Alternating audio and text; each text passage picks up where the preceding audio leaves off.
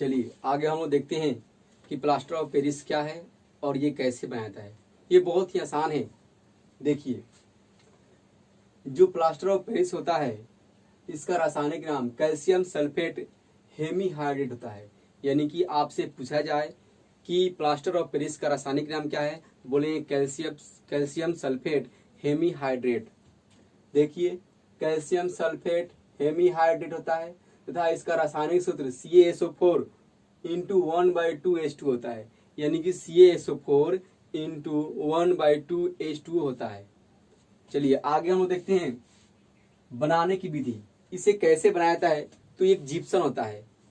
देखिए, जब जिप्सम को यानी CaSO4 इंटू 2H2O को सावधानी पूर्वक 120 डिग्री सेल्सियस ताप तक गर्म किया जाता है तो यह अपने जल के रावाकरण को अंशतः होकर प्लास्टर ऑफ पेरिस में बदल जाता है।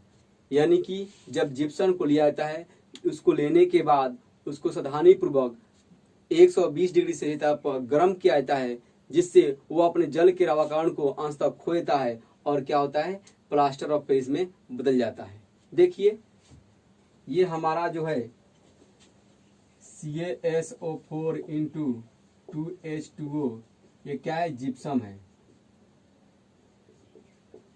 जब इसको हम लोग गर्म करते हैं 120 डिग्री सेल्सियस पर सावधानी पूर्वक,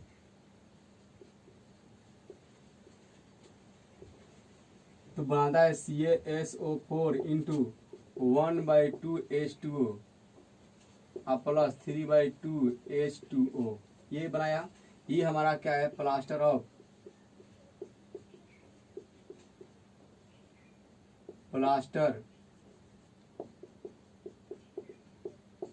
ऑफ पेरिस। लेकिन ध्यान देने वाली ये बात है कि ये पूर्ण भिन्न में नहीं है, तो इसका अस्तित्व नहीं होता है। तो लिखेंगे यहाँ पर, यहाँ CaSO4 इंटू 1/2H2O का H2O में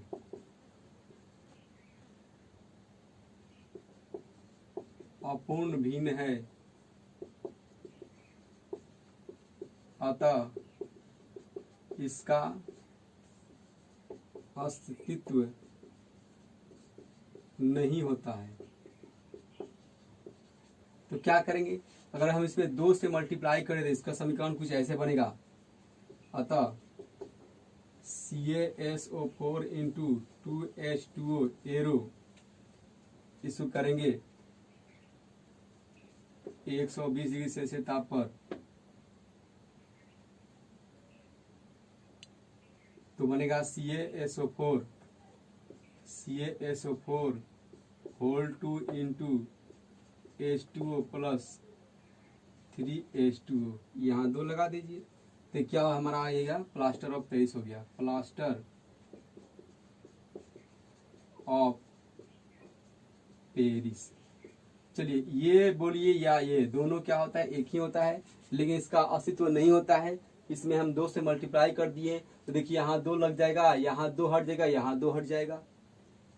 तो ऐसे बना। फिर एक बात समझा रहे हैं, बनाने की विधि क्या होती है, बोलेंगे जब जिप्सम को सावधानी पूर्वक 120 डिग्री सेल्सियस ताप पर गर्म किया जाता है तो यह अपने जल के स्तर खोकर क्या बनता है, प्लास्टर ऑफ पेरिस बनाता है। चलिए अब अगर इसकी बात करें प्लास्टर ऑफ पेरिस की भौतिक रासायनिक गुण, तो क्या होता है, यह एक सफेद चूर्ण होता है। यानी कि दिखने में क्या होता है, सफेद चूर्ण होता है, पाउडर जैसा। यह जल के साथ मिश्रित करने पर तीव्रता से जल को अणु को सोख कर जिप्सम में जाता है। यानी कि जब इसको हम लोग गर्म यानी कि जल डालेंगे तो पुनः ये बन जाएगा। यानी इसकी अभिक्रिया ऐसे होगा, CaSO4 इंटू H2O होल 2 जो है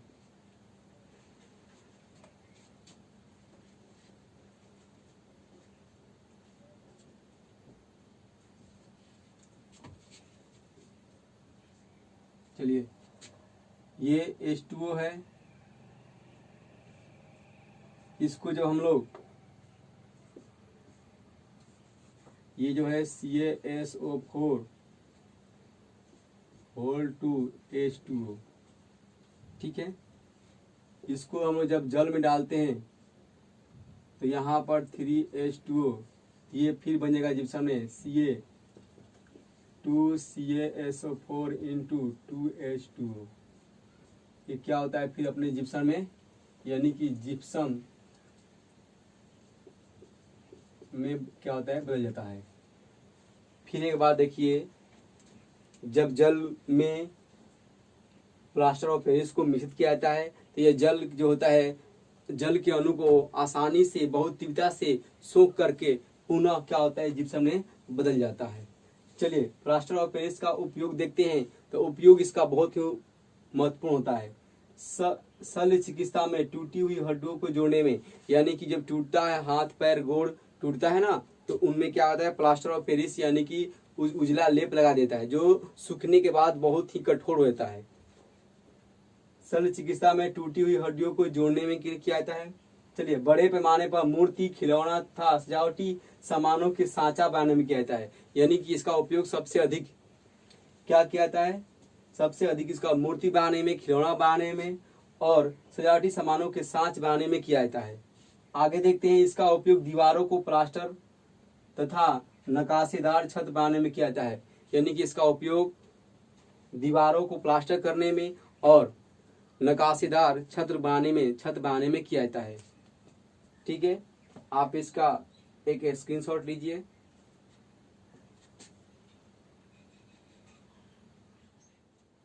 चलिए अब देखते हैं हम लोग सूचक। वैसे पदार्थ जिसके द्वारा अम्लीय या क्षारीय होने की जांच किया जाता है उसे क्या कहते हैं, सूचक कहते हैं।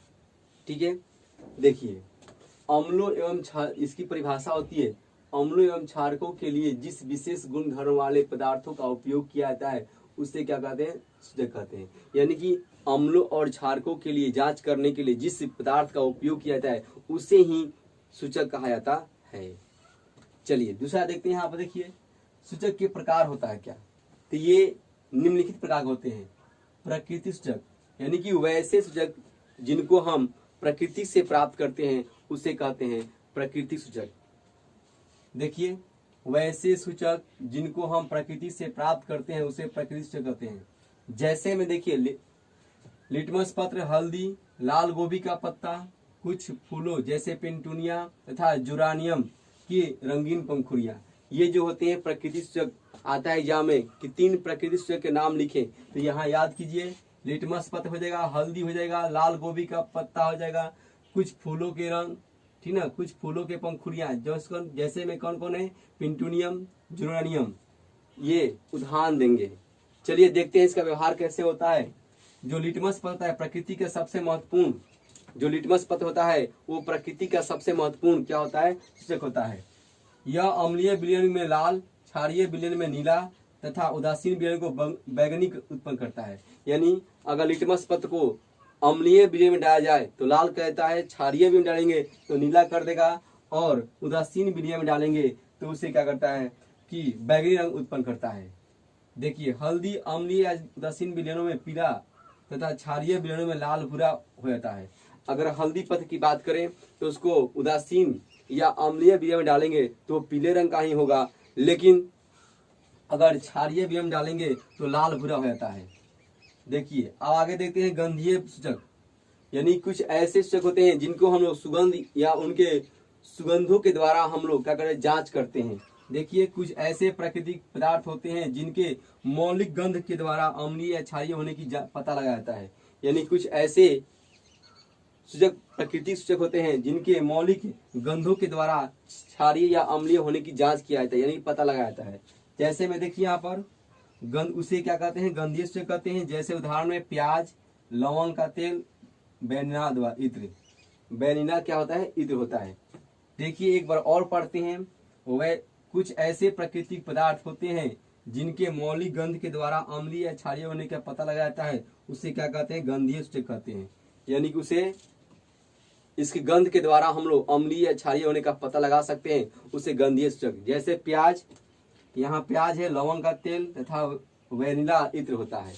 चलिए आगे देखते हैं कृत्रिम या संश्लेषित सूचक, यानी कि कृत्रिम मानव द्वारा बनाया हुआ। वैसे सूचक जिनका निर्माण मानव के द्वारा होता है उसे क्या कहते हैं? कृत्रिम सूचक या संश्लेषित सूचक कहते हैं।